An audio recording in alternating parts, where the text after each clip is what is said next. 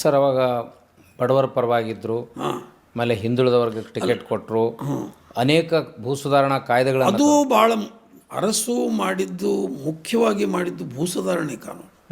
ಆ land ceiling act ತಂದ್ರು ಅವರು. ಲ್ಯಾಂಡ್ ಸೀಲಿಂಗ್ ಆ್ಯಕ್ಟ್ ತಂದು ಫಸ್ಟ್ ಇಂಪ್ಲಿಮೆಂಟ್ ಅವರೇ ಮಾಡಿದರು. ಇದು ನಾವು ಕಲ್ಕೋಬೇಕು ಅಂತಂದರೆ, ಅರಸು ಮುಖ್ಯಮಂತ್ರಿ ಆಗುವಾಗ 28 ಎಕರೆ ಜಮೀನಿತ್ತು ಅವ್ರಿಗೆ. ಮುಖ್ಯಮಂತ್ರಿಯ ಪದವಿಯಿಂದ ಇಳಿದಾಗ ಅವರ ಜಮೀನು 24 ಎಕರೆ ಇತ್ತು. 4 ಎಕರೆಯನ್ನು ಅವರು ಈ ಲ್ಯಾಂಡ್ ಸೀಲಿಂಗ್ ಆ್ಯಕ್ಟ್ದೊಳಗೆ ಆ ಕಾನೂನು ಲಾಗೂ ಆಗುವಷ್ಟು ಇದ್ದಿರಲಿಲ್ಲ, ಅವ್ರದ್ದು ಕಡಿಮೆ ಇತ್ತು ಅದು. ಆದರೂ ಏನಂದ್ರು ಕೊಟ್ಬಿಡೋಣ ಅಂತ. ಈವನ್ ಅವ್ರ ಮಿಸಸ್ ವಿರೋಧ ಮಾಡಿದರೂ ಕೂಡ ಅರಸು ಕೊಟ್ಬಿಟ್ರು ಅದನ್ನು. ಅವ ಸುಗಪ್ಪ ಅಂಥೇಳಿ ಆ ಹೊಲ ಮಾಡ್ತಿದ್ದವ, ಅವು ದಲಿತರವ, ಅರ್ಜಿ ಕೊಡೋಕೆ ಹೆದರಿದ. ಅರಸರೇ ಅದನ್ನು ಒಬ್ಬರು ಶಾಸಕರಿಗೆ ಹಚ್ಚಿ, ಒಬ್ಬರು ತಹಸೀಲ್ದಾರ್ಗೆ ಹಚ್ಚಿ ಅರ್ಜಿ ಬರೆಸಿ ಲ್ಯಾಂಡ್ ಟ್ರಿಬ್ಯುನಲ್ಗೆ ಕೊಡ್ತಾರೆ ಅದನ್ನು. ಲ್ಯಾಂಡ್ ಟ್ರಿಬ್ಯುನಲ್ ಅವ್ರು ಹೇಳ್ತಾರೆ, ಅದು ಅವ್ನು ಮಂಜೂರು ಮಾಡಿರಿ ನೀವು 4 ಎಕರೆ ಅಂತ.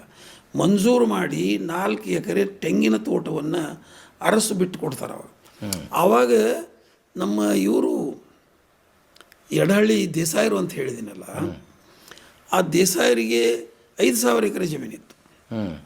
ಭಾಳ ದೊಡ್ಡ ಜಮೀನ್ದಾರ ಅವರು ಆವಾಗ ಇದು ಆಗಿದ್ದ ಎಲ್ಲ ಶಾಸಕರು ಈ ದೇಸಾಯರಿಗೆ ಹೇಳಿ, ದೇಸಾಯರು ಶಾಸಕರು ಇದ್ದರು. ಅವ್ರು ಏನಂದ್ರು, ನೀ ಅಷ್ಟು ವಿರೋಧ ಮಾಡಿದಂದ್ರೆ ಅರಸು ಕಪ್ಕೊಂಡಿರ್ತಾನ ಅಂತ ಹೇಳಿದರು. ಇಲ್ಲ ನಾ ಮಾಡೋಲ್ಲ ಅಂದ. ಅವರು 2,000 ಎಕರೆ ಜಮೀನು ಬಿಟ್ಟು ಕೊಟ್ಟರು.